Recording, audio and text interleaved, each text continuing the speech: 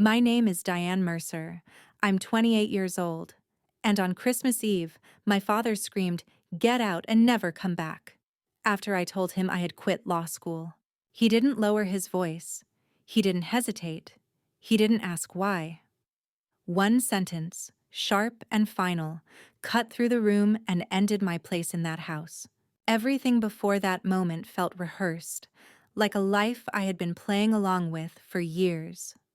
I had followed the plan, stayed quiet when it mattered, nodded through conversations that were never really conversations. That night, all I did was state a fact.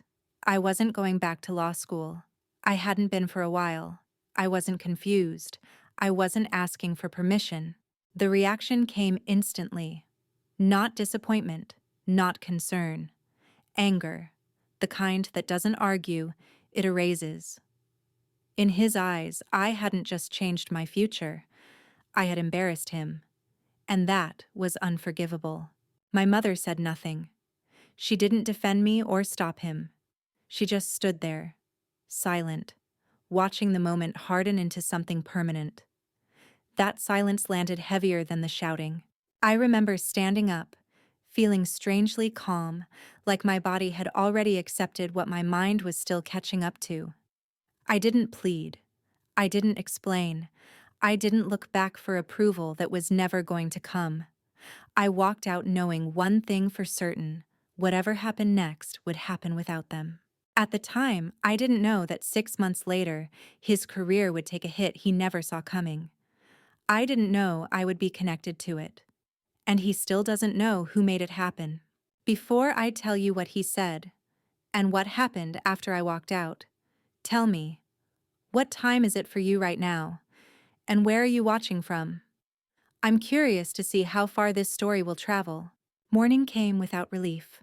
I left State College before the streets fully woke up, carrying only what fit into my car and what I could carry without help. There was no dramatic goodbye, no message left behind, no second thoughts that slowed me down. The silence that followed me felt different from the one I had grown up with. This one wasn't heavy. It was empty, and that made it easier to breathe. For the first few weeks, I lived between places, couches, short-term rentals, anywhere that didn't ask questions. I didn't call home. I didn't check messages. I didn't wait for anyone to soften or reconsider. The decision had already been made for me, and I accepted it faster than I expected. Once the shock wore off, what remained was clarity. I took work where I could find it. Nothing glamorous. Contract roles, compliance reviews, ethics documentation, the kind of work that sits behind decisions rather than making headlines. It was precise and quiet, and it suited me.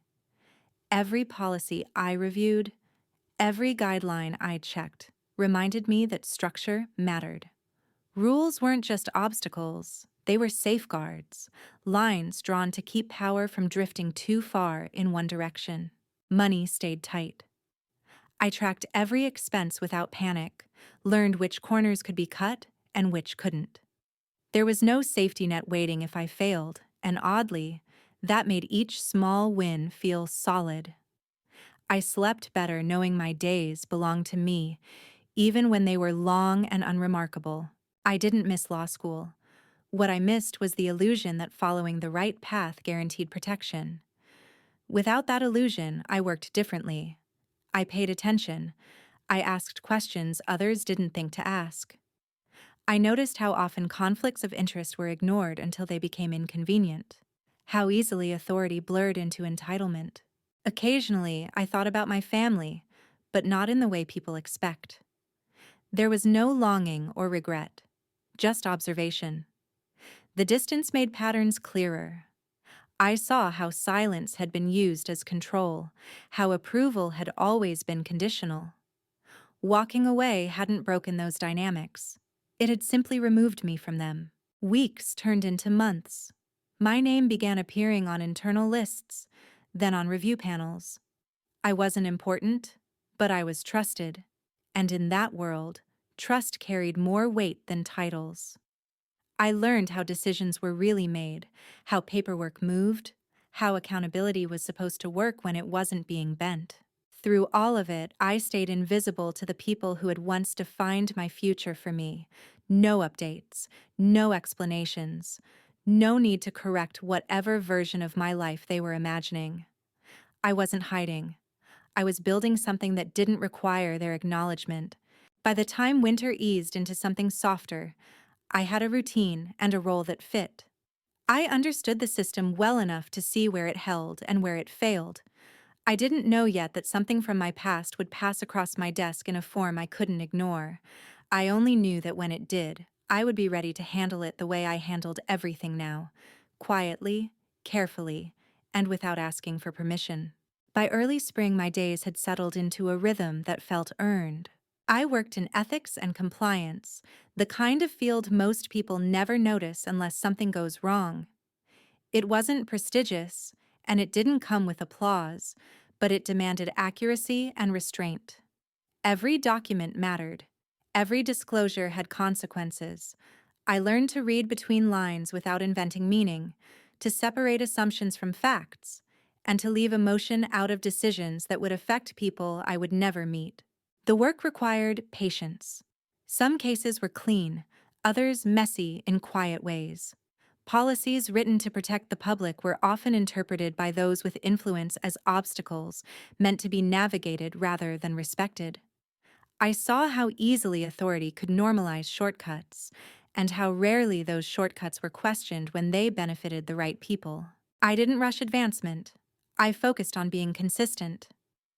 When I didn't know something, I said so. When something felt off, I flagged it without dramatics. Over time, that reputation followed me. I became someone colleagues trusted to notice what others skimmed past. Not because I was exceptional, but because I was careful. Outside of work, my life stayed small by design. I kept my circle limited and my routines simple. There was comfort in knowing exactly how much space I occupied and what it took to maintain it. I wasn't trying to prove anything. I was trying to stay grounded. I thought less and less about the version of myself that had once been measured against expectations I never agreed to. The distance between who I had been and who I was becoming widened naturally, without effort. I didn't need validation from the people who had decided my worth only mattered when it reflected well on them.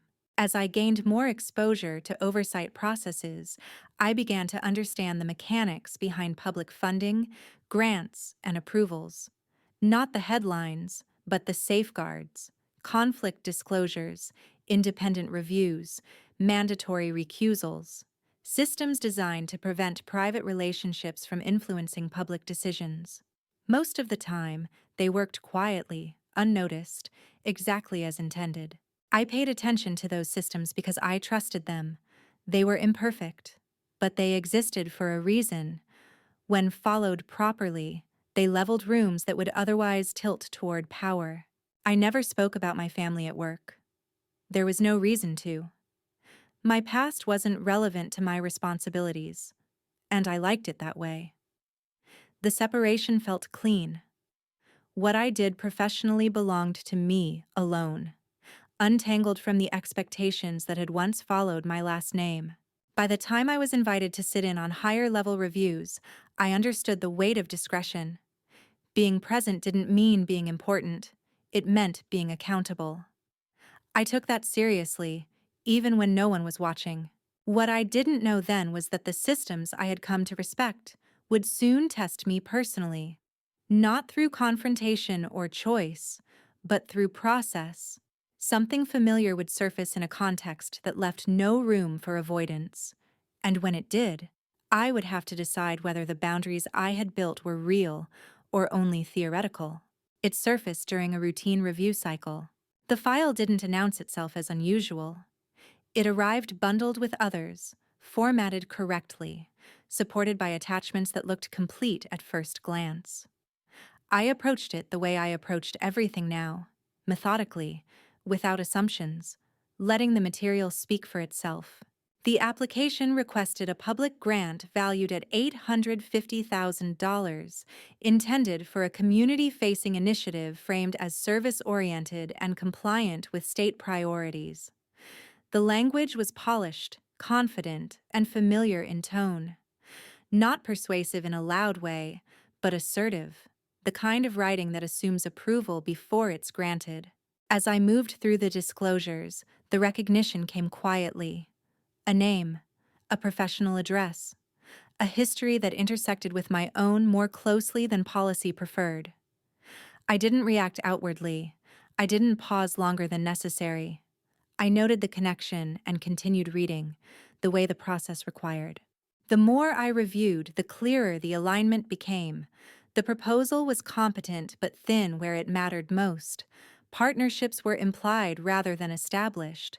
Experience was generalized rather than demonstrated. None of that was disqualifying on its own.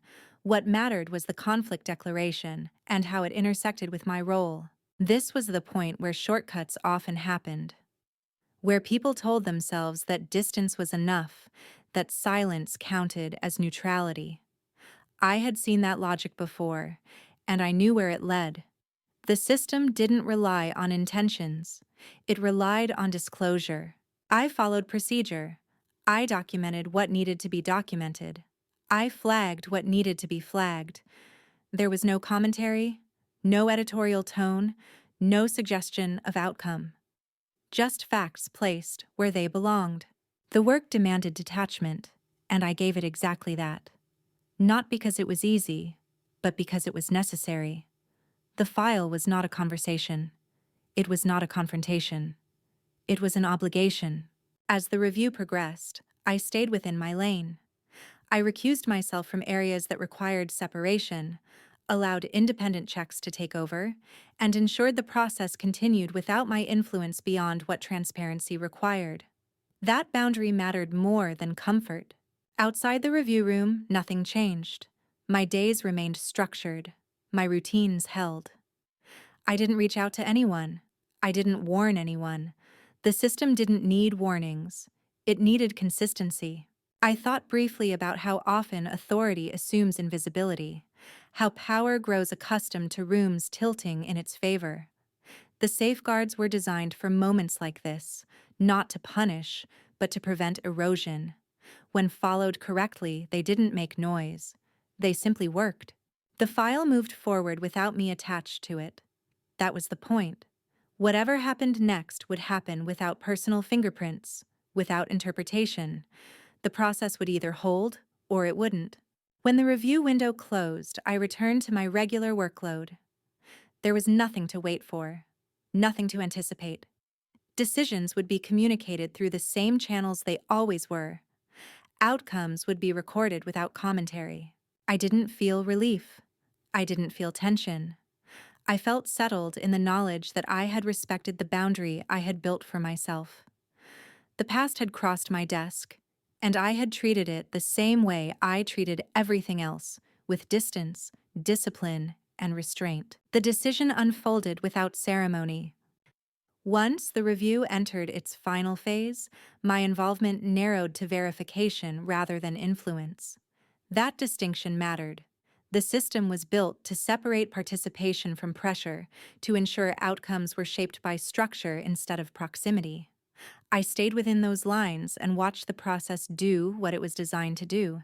Independent reviewers examined the disclosures, cross-checked affiliations, and weighed the proposal against standards that existed long before this file ever arrived. Nothing moved quickly. Nothing was rushed. The pace was deliberate, almost dull, which was precisely the point. When decisions are slow, they are harder to bend. I focused on my assigned workload and treated the waiting as neutral time. There was no advantage in anticipation. I had already done the only part that belonged to me. Everything else required distance. The evaluation criteria were unforgiving in their simplicity. Conflicts didn't need intent. They didn't require proof of wrongdoing. They existed, or they didn't. In this case, the overlap was documented, material, and unavoidable.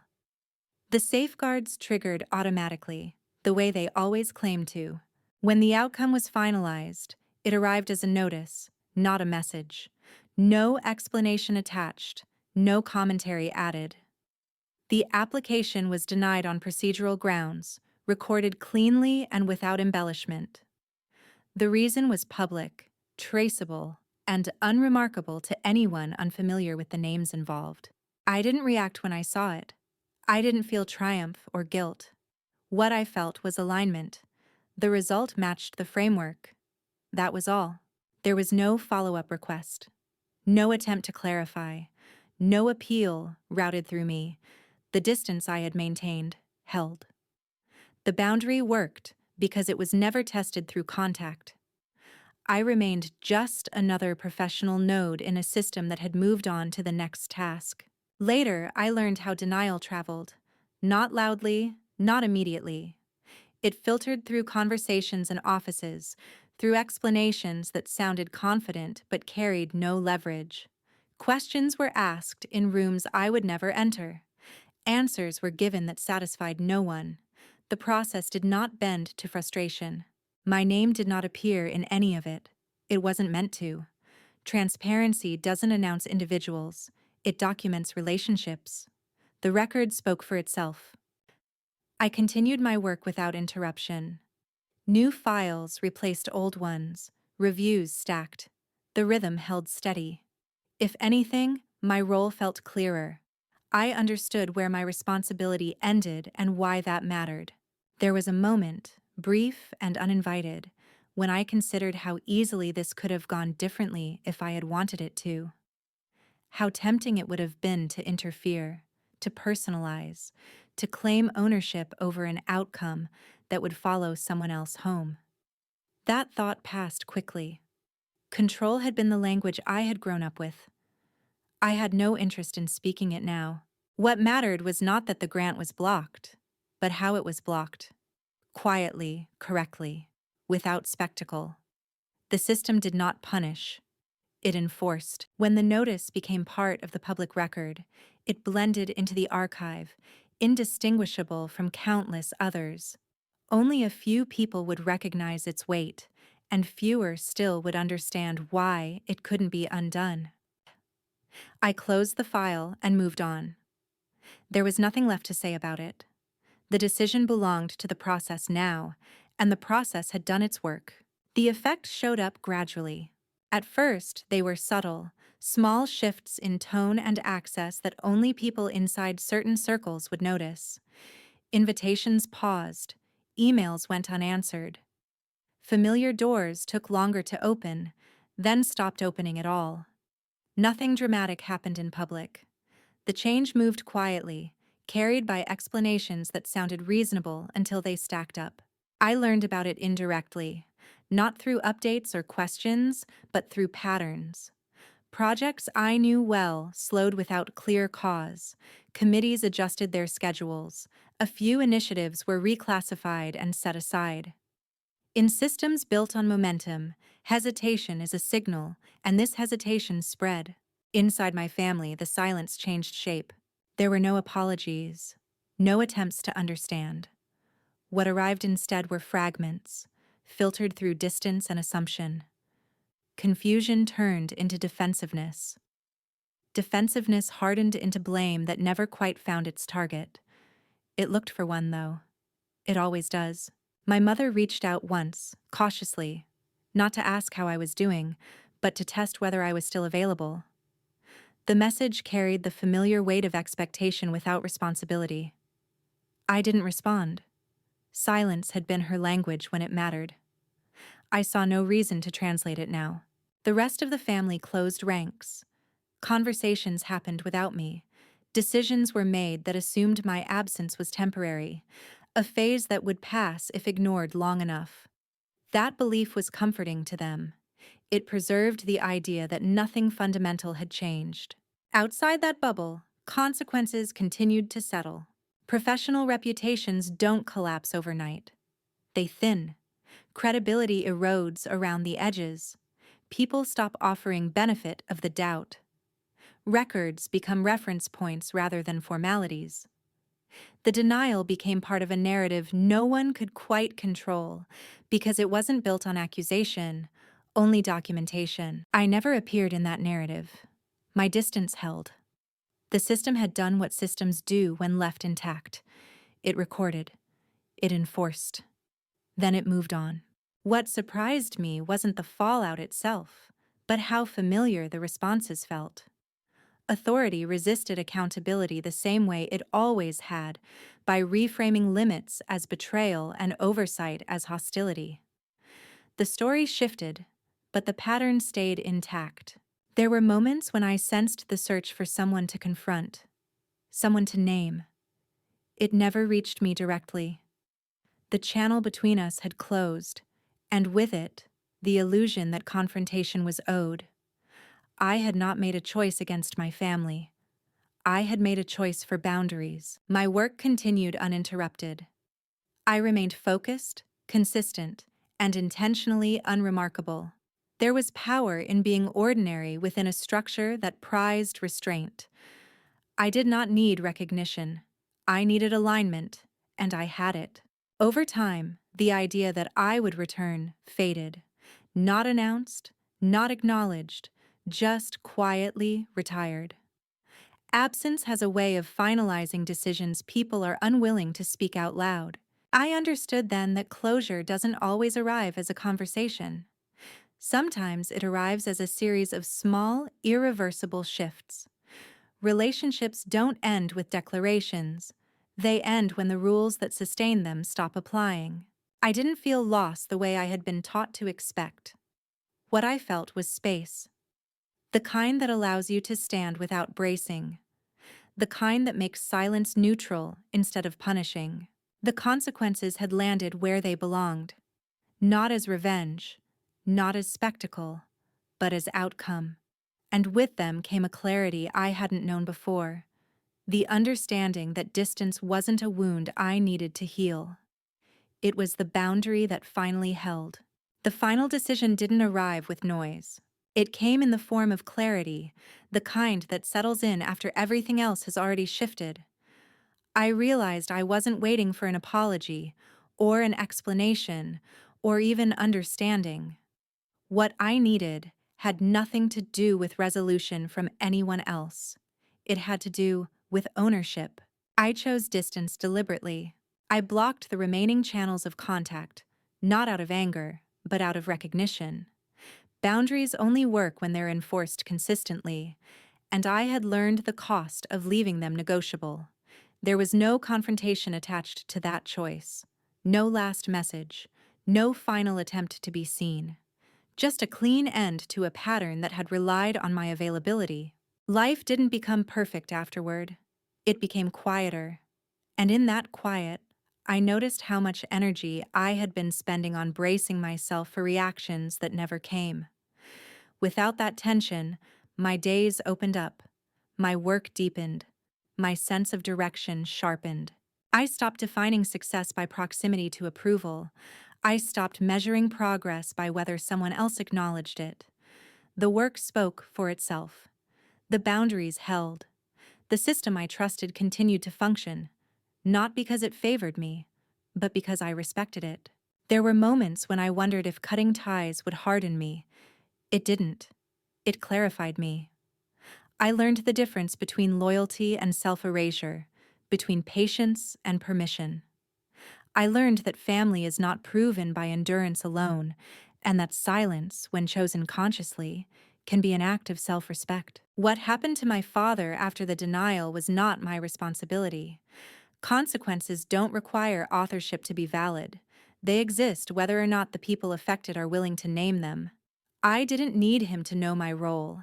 I needed to know that I hadn't compromised my values to protect a dynamic that had already failed me. The most unexpected part was the absence of regret. Not relief, not vindication, but a steady acceptance.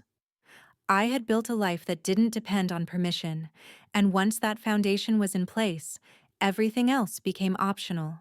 If there is a lesson in this story, it isn't about winning or proving anyone wrong. It's about recognizing when a structure no longer serves you and having the courage to step out of it without demanding it change for your comfort. It's about understanding that boundaries are not punishments, they are definitions. Walking away didn't make me smaller, it made me precise. I know there are people listening who are standing at a similar edge, unsure whether choosing themselves will cost too much. What I learned is that the cost of staying, when it requires shrinking, is always higher. Peace isn't found by being understood. It's found by being aligned. Thank you for listening to my story. If it resonated with you, consider sharing your thoughts in the comments or letting someone else hear it who might need this reminder today. And wherever you're listening from, I appreciate you taking the time to be here.